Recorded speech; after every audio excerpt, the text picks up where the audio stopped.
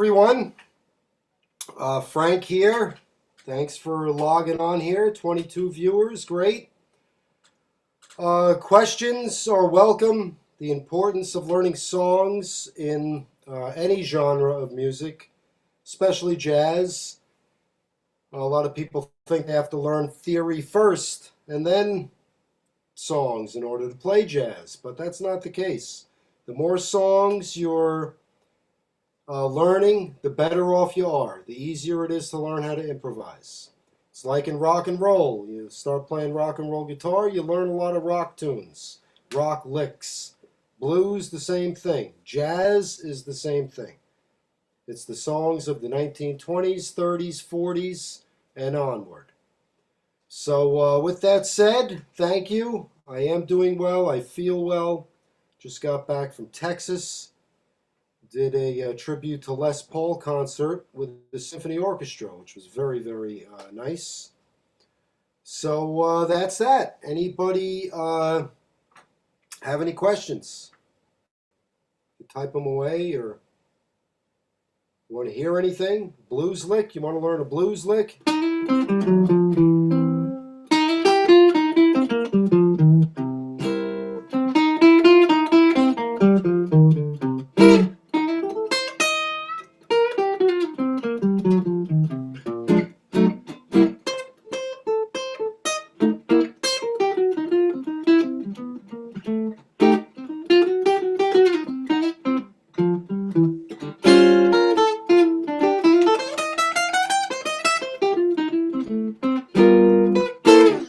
By the way, a little shameless publication here is BigJerseyGuitarCamp.com, the BigJerseyGuitarCamp.com. Check it out.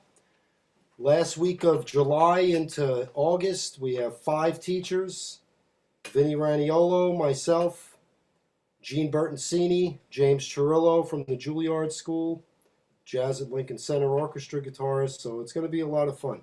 Chord substitutions, good. Okay, dominant chords. Okay, let's start with chord substitutions for a dominant.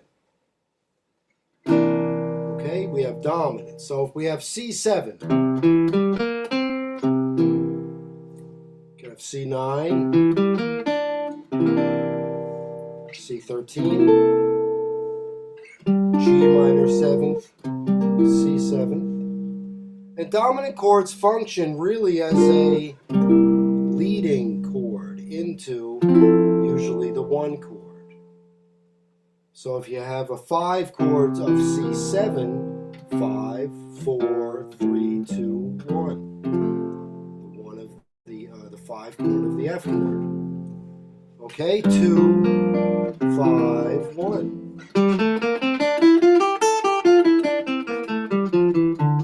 It's all the F scale.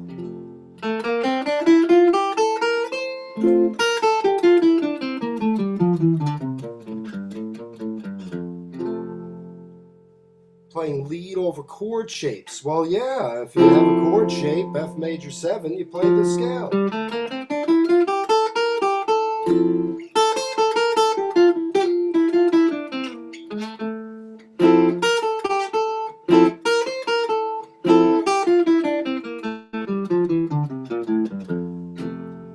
Good exercise is just to play the scale. Play a scale through a series of chord changes.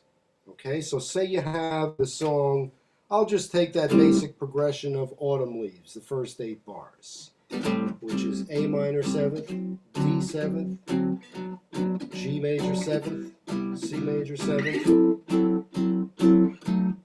Okay, now I'm just going to play a scale, almost as if I'm the bass player.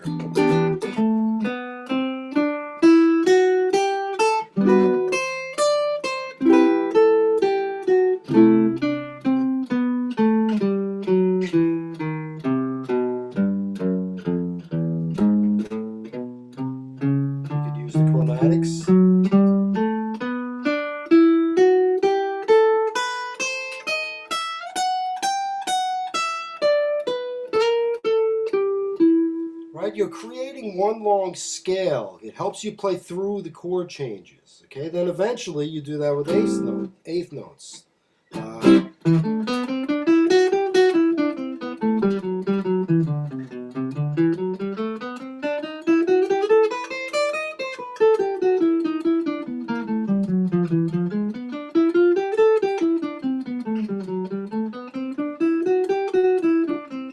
Slow it down. Right, you still hear the chord changes go through because I'm thinking about the next chord I'm playing and what the chord tones are that differentiates it from the last one. Like A minor 7th is basically, that's all a G scale. Even on the C, it's all a G scale. So no matter what note you start on, if you use the G scale, now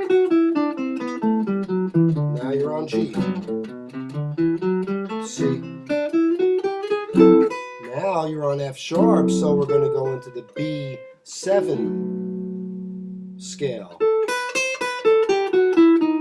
The flat 9, I like that over dominant. We're talking about dominant a little bit. Let's just take a look at that right now on the B7th. Right, that's your flat 9, your B7 flat 9. 1, 3, 5, 7. 1, flat 9, 3, 5, 7. That's the arpeggio, and then it's part of the E harmonic minor scale.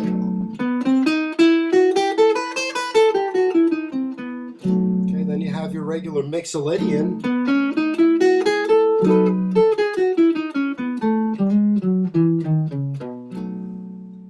You have your diminished.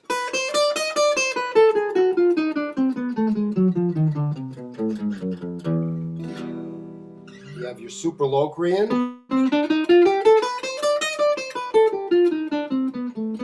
You have your whole tone.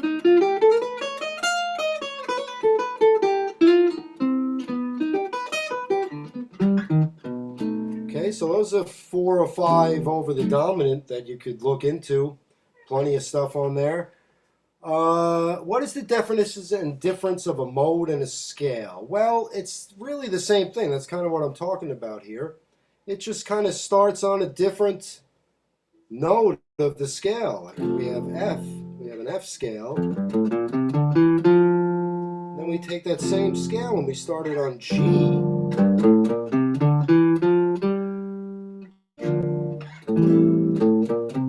It's still the F scale, but it's starting on a different note of the scale.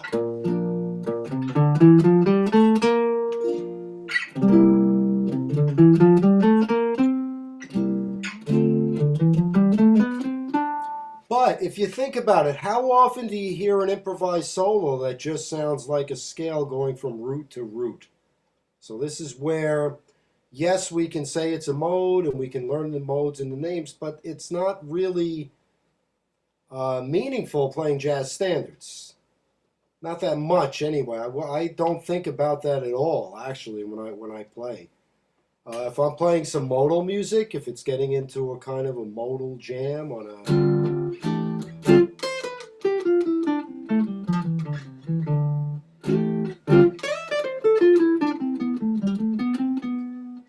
Then I'll think about maybe the Dorian mode for that. Best way to learn, remember, and apply advanced chords. Well, start with one at a time. You know, go through, say, a song, I don't know. Again, if we take Autumn Leaves, that's the good example. Hold it. We're going too fast. Oh, there we go. Oh, I will talk about my practice, definitely. Okay, so if you say you take A minor 9, or an A minor 9, or a 9 chord.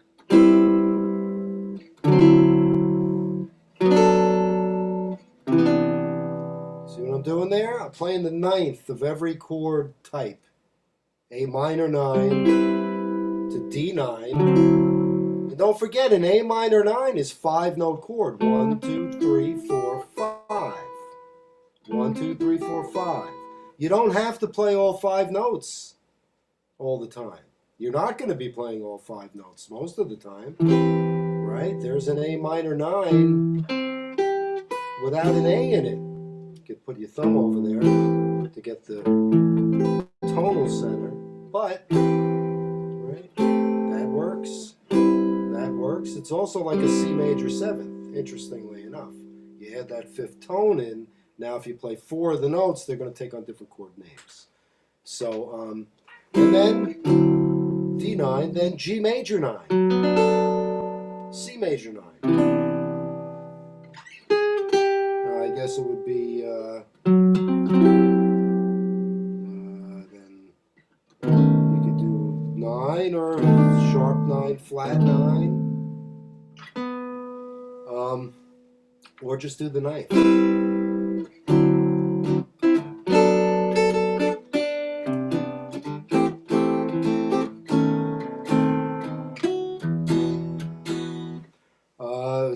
So that's one way to start. Just take that and play it through for, for 15 minutes straight. Just keep going all over A minor 9s and 9ths and then flat 9s.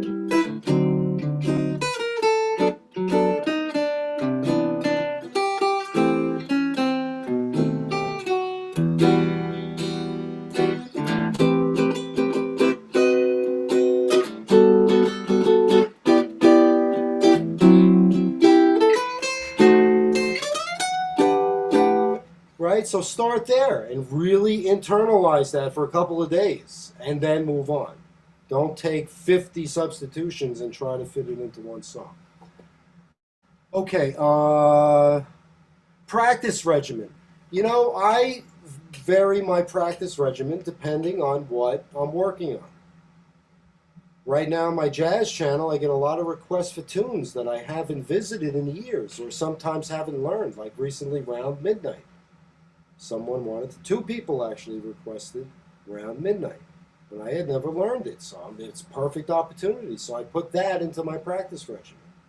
I'm always working, now that I'm back performing, I'm always kind of working on the material and practicing what I play every night.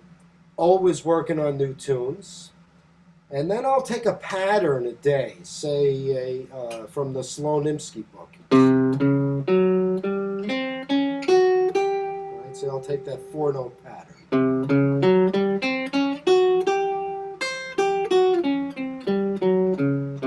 And then I'll try to figure out, spend 10 minutes with it and try to figure out a whole bunch of different fingerings. Oh.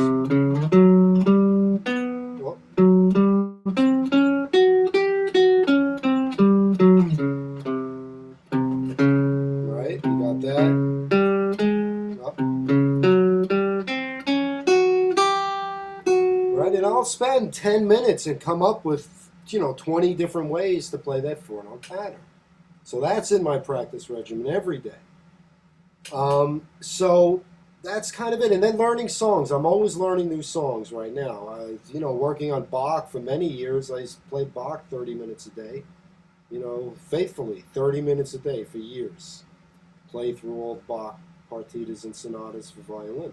Not that I can perform them. I don't want to perform them. I don't have a desire to perform them. It's just beautiful music and great, great practice. But 30 minutes to 60 minutes a day of a serious practice routine that you write down, that you're going to be getting better. And whatever you can dedicate each day, even if it's 20 minutes a day or 15 minutes a day. If you practice something for 15 minutes a day over the course of a month, you're going to get really good at it, as opposed to practicing 3 hours one Saturday afternoon and not touching the guitar again until the next Saturday. So I'm a big believer in practice regimen and varying it. Again, just, material. For me, it's songs and exercises like this. On Autumn Leaves, do you really think about different scales or just one G major? Yeah, I think about different scales. I think about the melody. A great way to start improvising is to kind of play the melody, but then finish the melody with a scale pattern.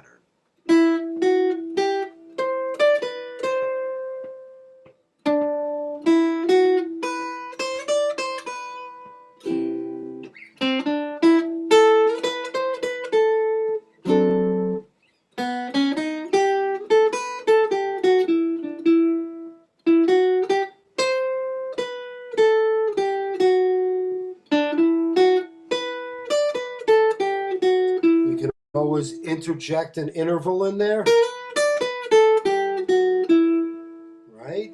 Now again, I have I have a lot of melodies and rhythms in my head that I've learned. I know 1,000 songs. I could play 1,000 songs for you. So I'm not trying to brag. I mean, why I'm saying this is because the importance of what I started this whole session off with was the importance of learning songs, playing jazz. Because you build up repertoire, you build up vocabulary.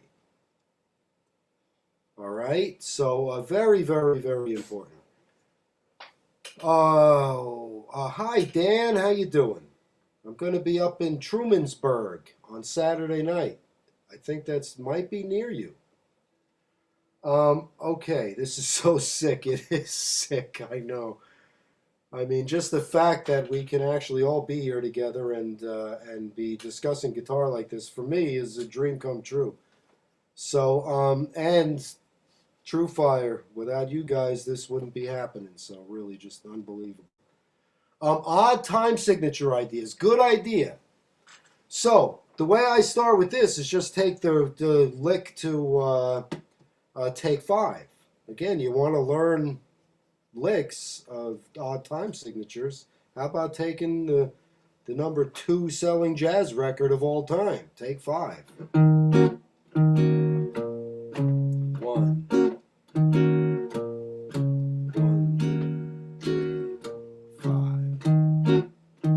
4, 5. So you could just take that rhythm.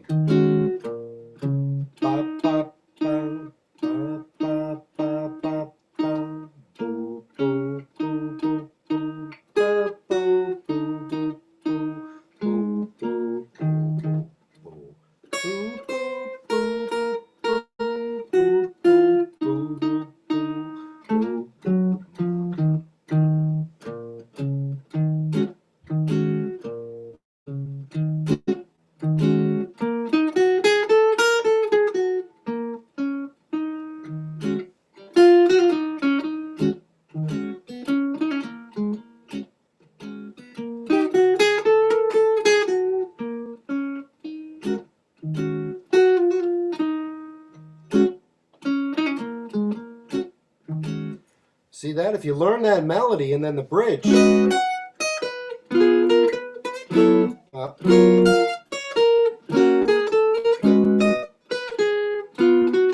through the 2 5s in the key of G flat. You played it in E flat minor. I don't know why. G flat. Same with Round Midnight. 2 keys that we don't visit too often. So that's that. Okay, turnarounds. Good idea. Okay, hang on a second. Soloing over Giant Steps. Not yet. I haven't hit that song yet.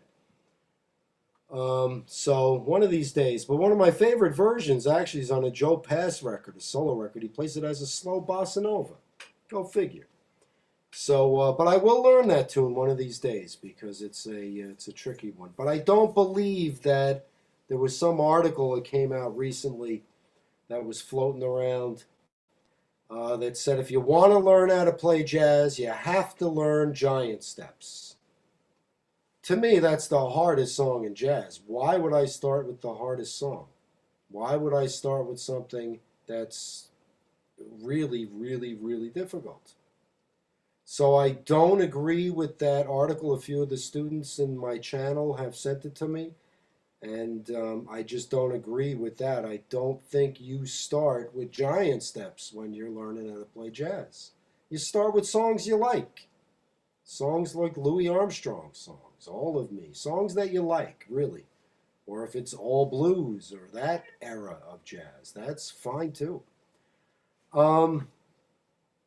Sure, I'll perform a piece. Why not? I've been working on this one.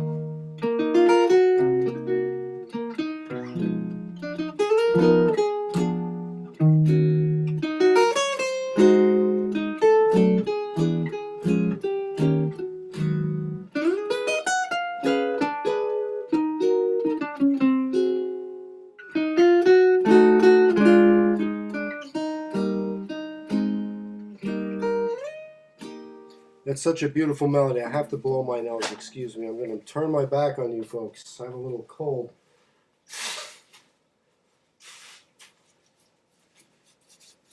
I like to look at my guitars anyway. I love guitar. It's the best thing in the world. Okay, so I hope that was okay. We're still working on that one. That's a tough tune to me. Ideas on turnarounds, absolutely.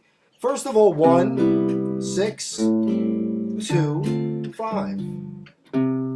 Right, so you just think about 1, 6, 2, 5. Whether it's 1, 6 minor, 2 minor, 5, right? Or 2 dominant.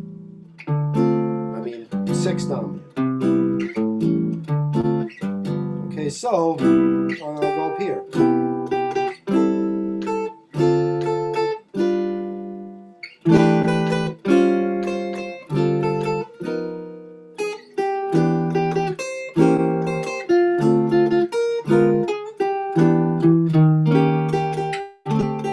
I like that turnaround.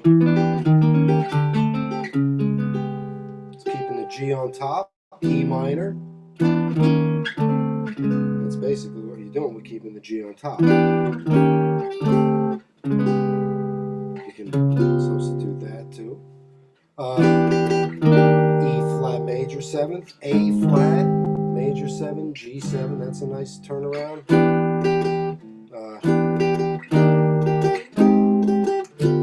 Right, that's kind of cool. Ninths. I like that turnaround's a cool one. 2, 5, 1 substitutions. I mean, I could do that all day. Good thing to do is keep a common tone on top of the 2, and then the 5 becomes the 13th, then the 3rd of C. Okay, then maybe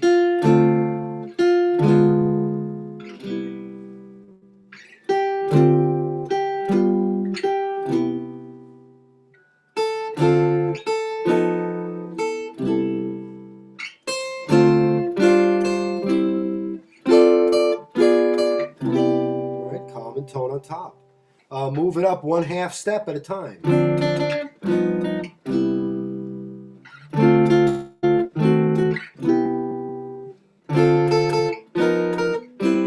Right?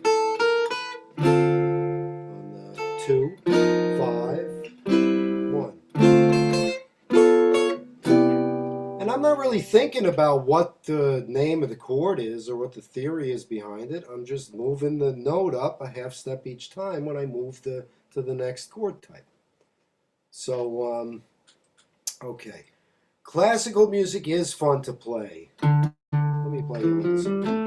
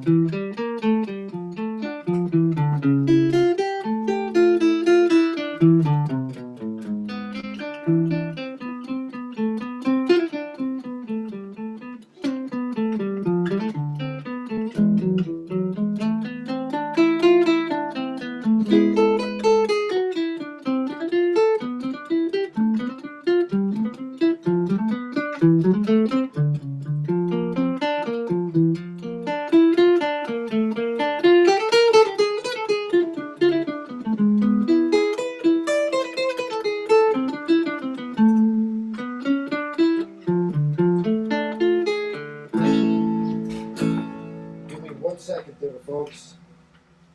Oh, there we go.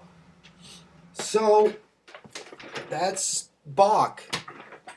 The interesting thing about classical music, it really is, you know, song progressions. If we look at Beethoven's Fifth.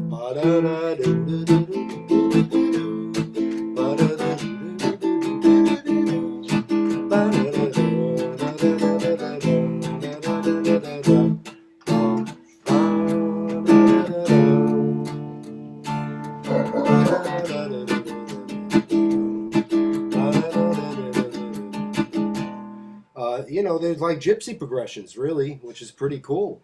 Another nice Grieg piece. A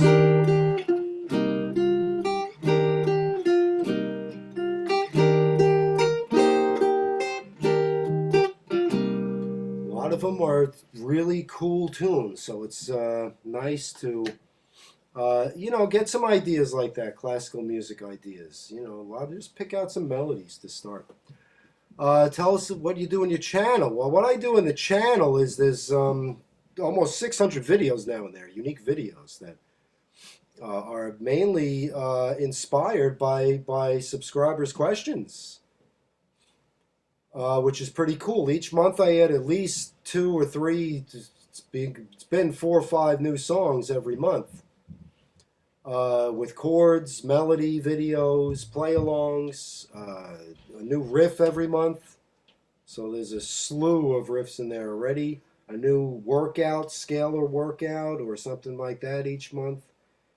What else? There's a lot of sections. Oh, chord melody club. There's 50 chord melody arrangements in there to get started, and each month at least one new one gets added. And again, it's mainly inspired by the subscribers who say, hey, can you teach me? The new one I'm learning is Spain now, Chick Corea, Spain. I actually recorded that many years ago. So now I'm revisiting it. So this goes into my practice routine to kind of go full circle there with the practice routine and how I vary it, depending on what I need to learn. So breaking away from scales and, well, melodies. Melodies.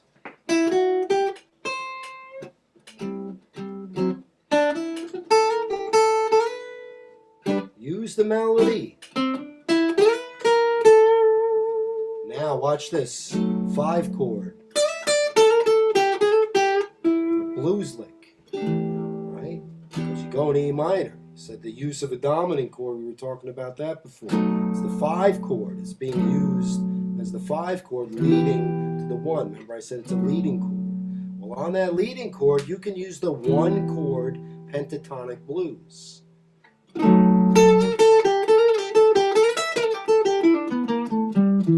you land on the E minor. Tension and release. So that's one place where you could break away from the scale, add some blues. Even on the D7th, because that's considered a 5 chord going to a 1 chord. So the G blues, check it out. You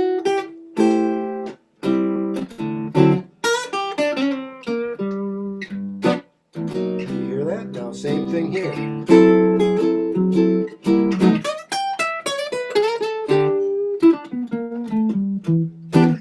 Right in there as well. You put the blues in there, and the 5 chord going to the 1 chord.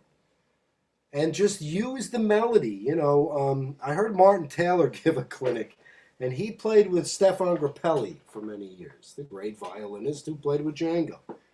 And he said during a clinic once, Stefan would talk about squeezing the lemons, squeezing the lemon. He does the French accent, which I'm not going to attempt to do, but what he meant was use the melody, squeeze it out of the melody.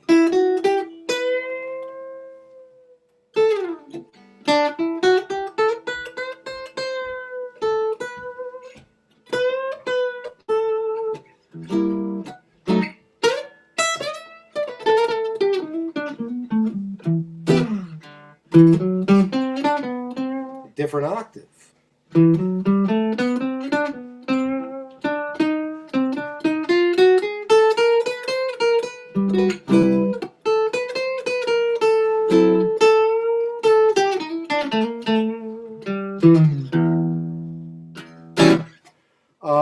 Hope that helps.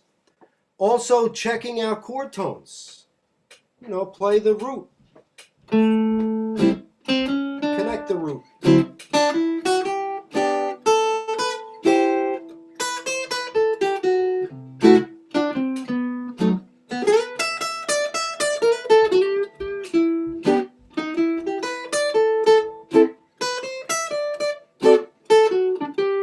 Okay, you can use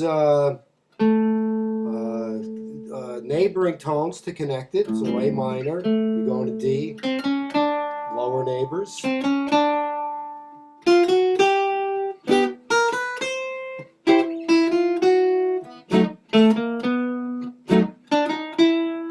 Upper Neighbors.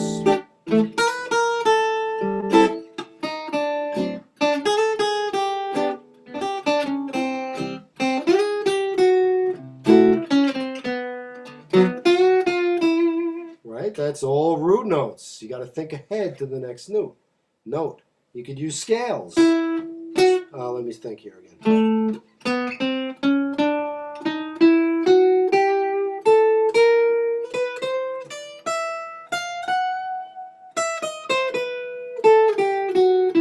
You could use the chromatic.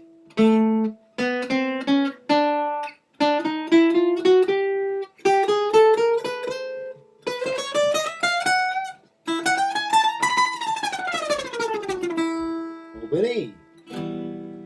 Okay, so chord tones. Then the third, the fifth. The Tommy Camp is a ball. How do you practice? Oh, that jumped. That jumped. Oh no. Sorry. How do you practice comping rhythms? Oh. Well, I don't need to really count in my head anymore. Unless it's an odd time signature, but I kind of feel 4/4 pretty good. What I'm thinking about is the next chord change. When it gets fast and complex, you play less. Say it's a fast rhythm changes.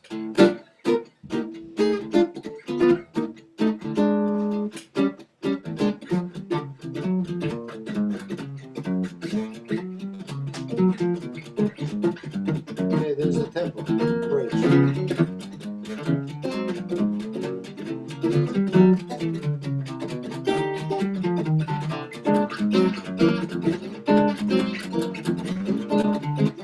Okay, now I'm going to come.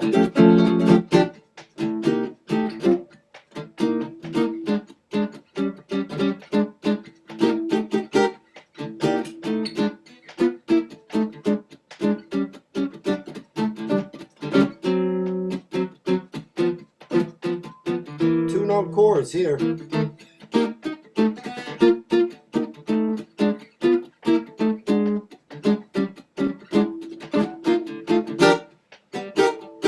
Maybe a riff, rhythmic riff.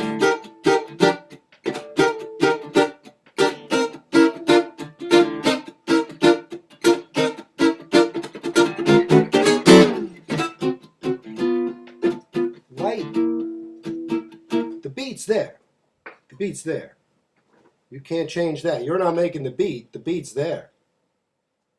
So you're just kind of floating along with the beat. If you have good time, you're not worried about counting 1, 2, 3, 4, 1, 2, 3, 4, 1, 2, 3, 4. You float right along. Again, it gets down to playing a lot of songs. I know we started off with that, but it really is about that.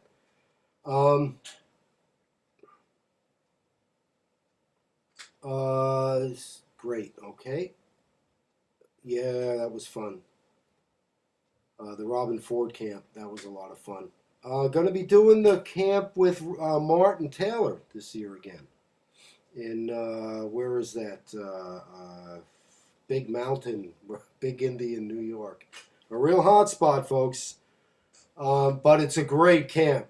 I think it's limited to only 20 or so people, and I think Mike Stern is in the other part of the camp facility this year. Robin Ford was there last year. And then again, the Big Jersey Guitar Camp.com. Please check it out. That's going to be a good option.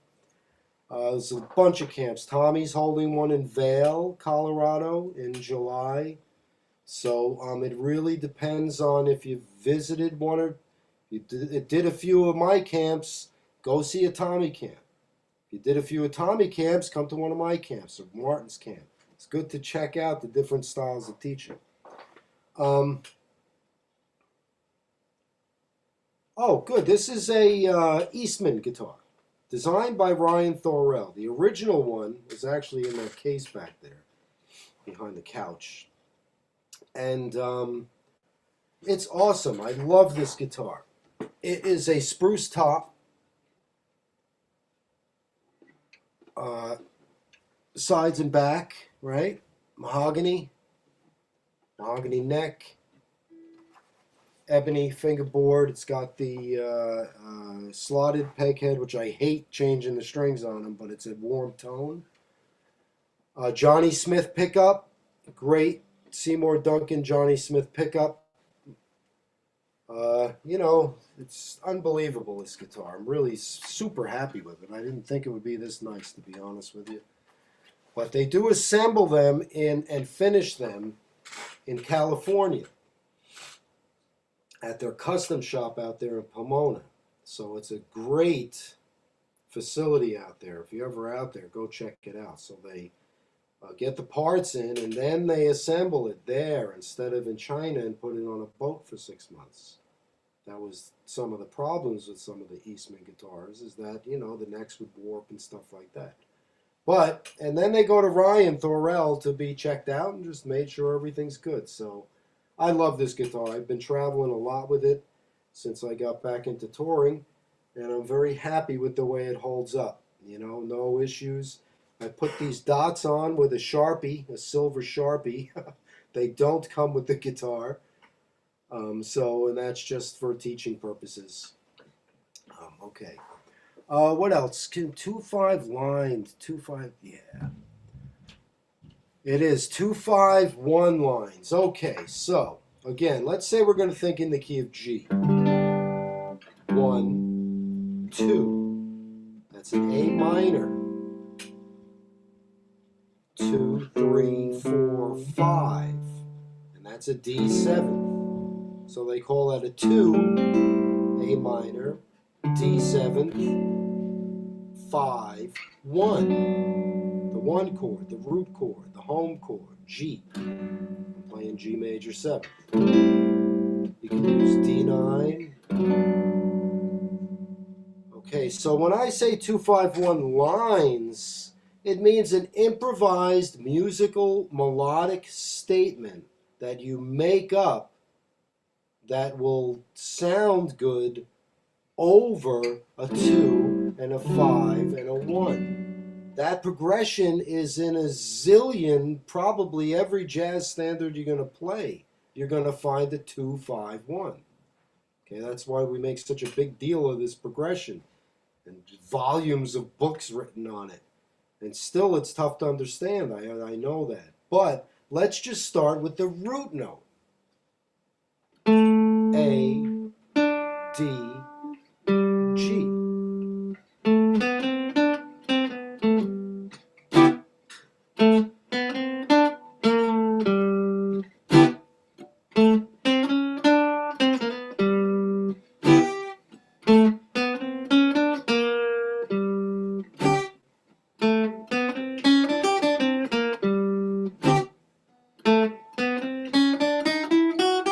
Right? I'm always leading to the root note of the next chord, in this case the 2-5-1. So this is a way you can get started playing your own 2-5-1 lines, is what I'm trying to say.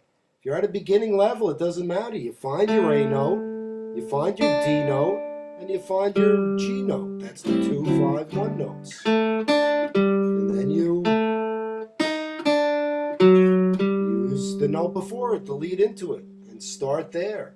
And then start being creative. That's what improvisation is, making stuff up out of nothing. That's the definition. Okay, so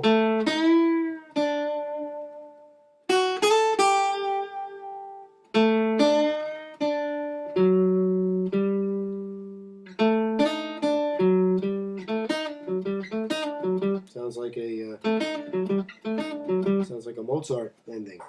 So that's it. Sound like Johnny Smith. I wish I could, but what Johnny Smith did was the chord clusters. See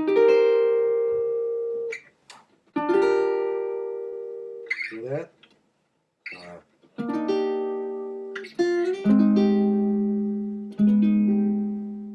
And a cluster is a closely voiced chord. Usually we play chords that are, you know, there's a lot of notes in there between those, the low note and the high note. This, only 6 notes.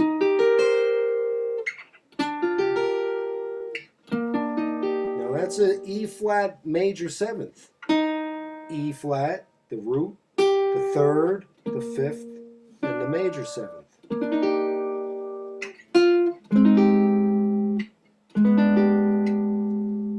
That's what, close voice chords. They're hard to get, and sometimes you have to kind of use a strap.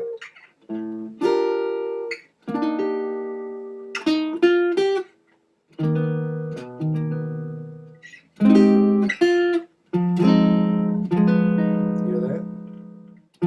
F minor seventh.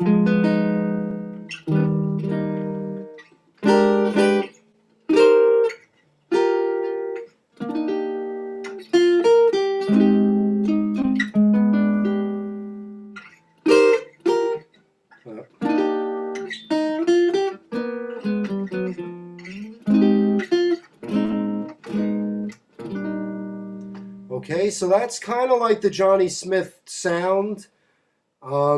He had huge hands, and nobody, those records, that Moonlight in Vermont record, still sounds like nothing else that's ever happened on the guitar. Let's see, what do we got here? Okay, good, we got some time. Bellissimo, I love it, thank you. Love that song, it's going to get better and better. Tears, absolutely, I'll play Tears. Let me just...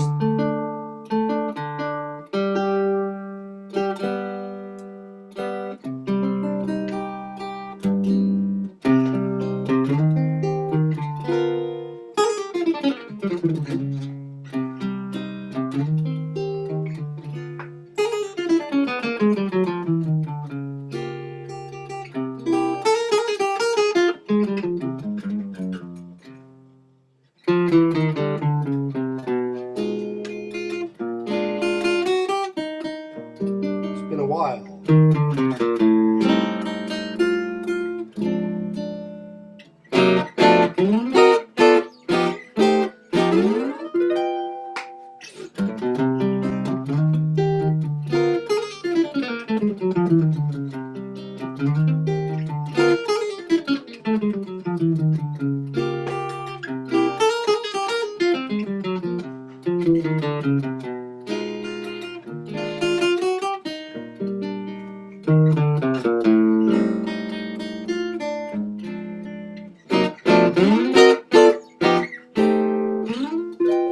I think about that as the minor key, Tears of Sadness, and then the major, Tears of Joy.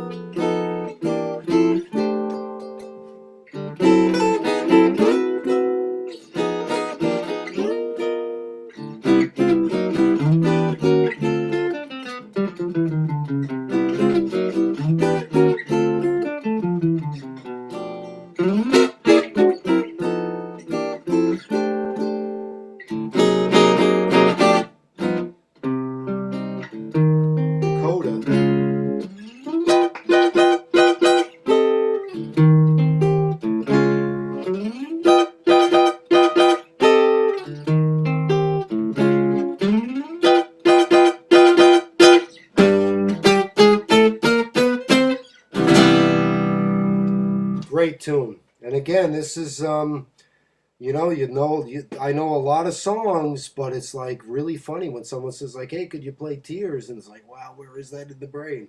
So that's why I always have songs I play every day. I'll pick 15, 20 minutes and just pick out songs I haven't played in a while, just to try to keep refreshing myself with these tunes. So that's good. Chicken soup. I don't know what that is. Chicken soup. I love chicken soup. Oh, right. I got it. Yeah, for the cold. Yep. Absolutely. Guide tones. Yeah, I mean, that's kind of what we were doing with the chord tones. I think you may have seen that Vinny.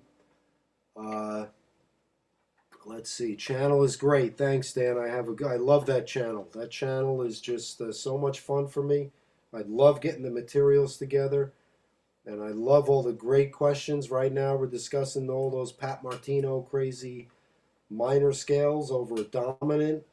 So we have a nice discussion going about that. We have Bye Bye Blackbird was just put up in the song bank. Dream a Little Dream of Me. Around Midnight. A lot of great stuff in there. Oh, yeah, absolutely. You have to know. Oh, to the question, any tips on accompanying a singer as part of a duet? Yes. Know the melody. Okay, you have to know the melody. And stay out of the way. Learn to play down here. There's no reason to go all the way up here all the time when you're playing with a singer. Okay, so if you have the song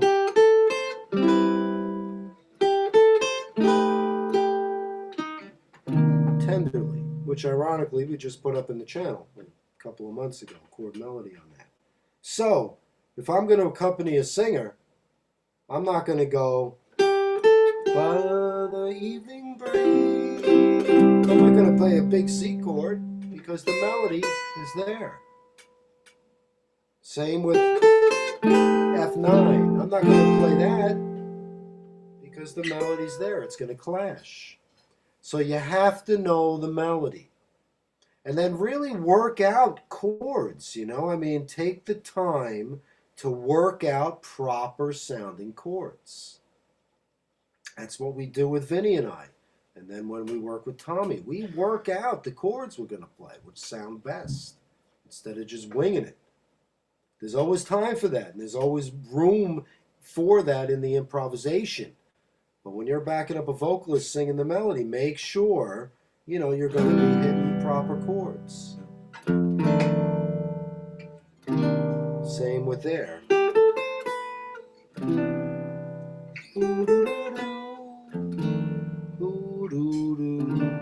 Right, that's a ninth in the melody, a C9, C minor 9. So you're not going to hit C minor 7. Okay, so the advice is know the melody. Take the time to really learn the song. And then stay out of the way of the melody.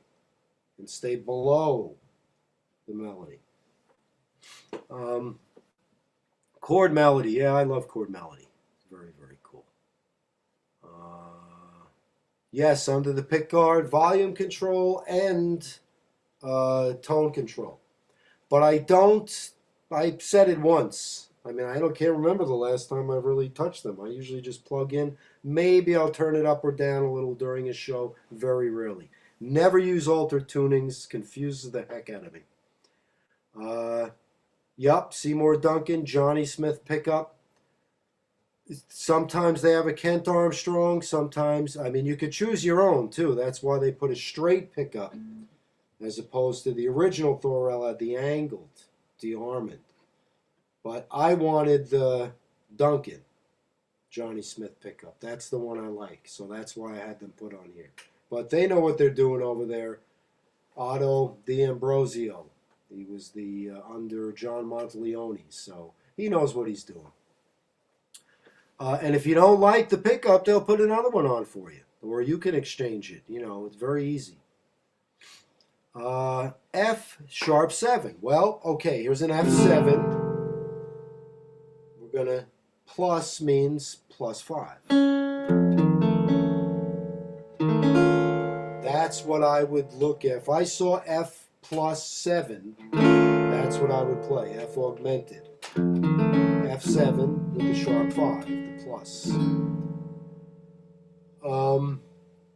Also, Roman, instead of looking on Reverb, call them up. Tell them, send me a new pickup. I'll send you the other one back. You know, they'll do that for you, I'm sure. They're very, very user-friendly. Their customer service is fabulous.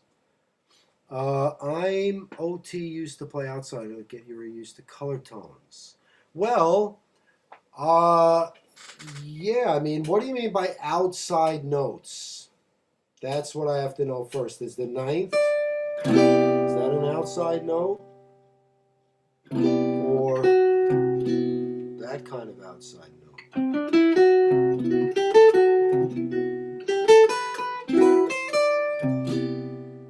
Are they outside notes or color tones?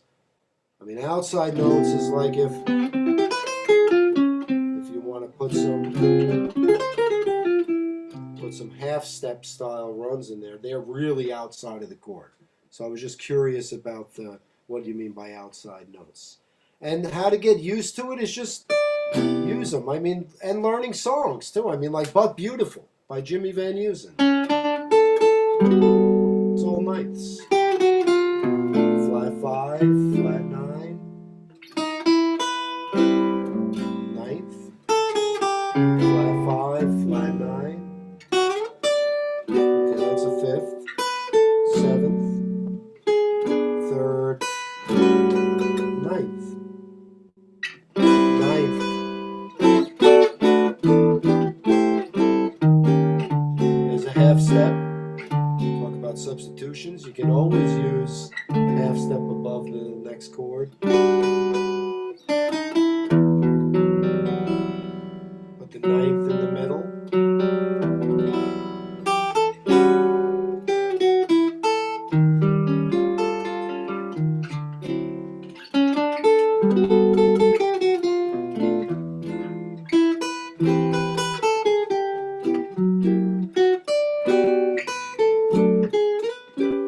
So learning songs, getting songs that feature a particular chord tone, like Tenderly. Talk about use of common tone. Right? They're kind of outside chord tones. So chord extensions, really, I guess is what I would call them. You know, play-along tracks are great. Okay? What I advise people to do is there's so many pre-existing play-along tracks. What I advise people to do is make their own play-along tracks as well. Well, the way I do that is by the way, a lot of this stuff is on the channel too. Let me see here. So I'll get a metronome going, and I will show you how to make a quick little, little track. I'll put it on, say I'll put it on 120, and I'll play a track for All the Things You Are. Now what I'll do is I will play along 2 or 3 times, sometimes 4 and 5 times through, because this is the way I build up my rhythm chops. It's not by playing it through once and letting the looper take over. You know, so I'll get the metronome going, and then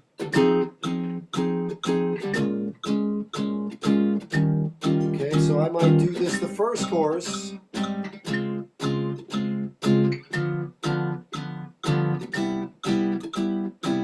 Okay, then the second chorus I might walk the bass or comma, break up the time, because the metronome's gone, time's there, I don't have to do much, I can hit a chord and talk all night. Hey, so what are you doing tomorrow, huh? What's going on?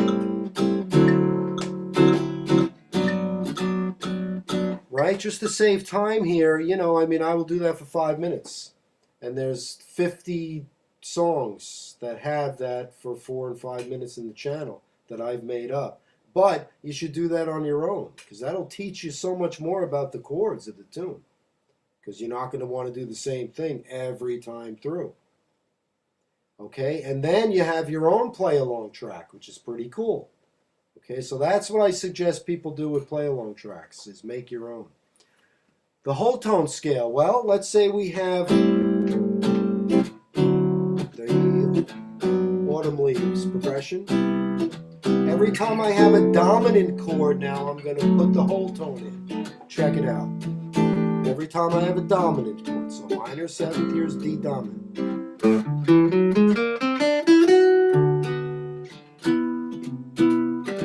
B, whole tone.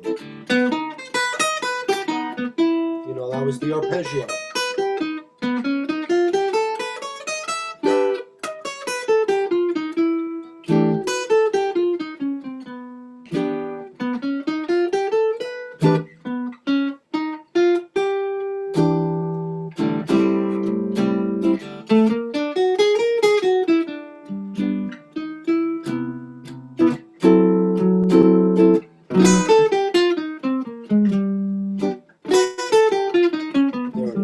Sure, yeah. Make a play-along track for yourself, right? With a song with a lot of dominant chords in it. Basically, every song has dominant chords in it, right? Make that play-along track for yourself for 4 or 5 minutes, 4 or 5 choruses through, and every time you hit a dominant chord, play whole tone. And then do that every day for 15 minutes for a month, and that whole tone's going to be inside, now internalized. Okay, another thing to do with when you're getting into a new scale like that is to start with your first finger, then your second finger, third, and fourth. Then your next D note. Okay, really try to come up with a lot of different ways to play that same scale, as well as horizontally. Hello. Yup. Some people can tune that guitar in a different tuning and play just great. So, oh, well, I don't know if I can make you cry right now. I make myself cry every night. Sleep like a baby. Cry and poop all night. Myself to bed. P4. Oh, I'll play a Django tune now.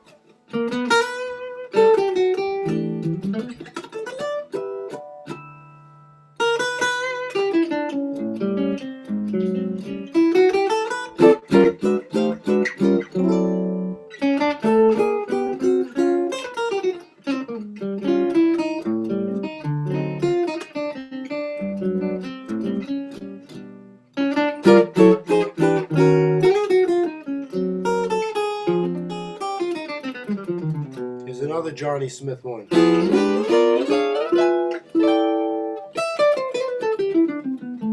Which is up every 3 frets.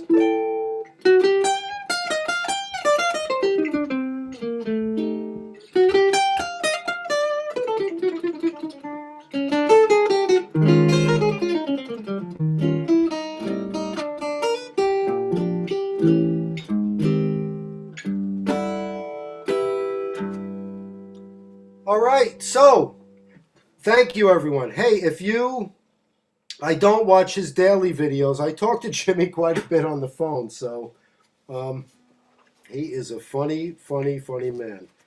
So we're playing together at the Iridium coming up in New York City on February 18th with James Chirillo and bassist Gary Mazzaropi.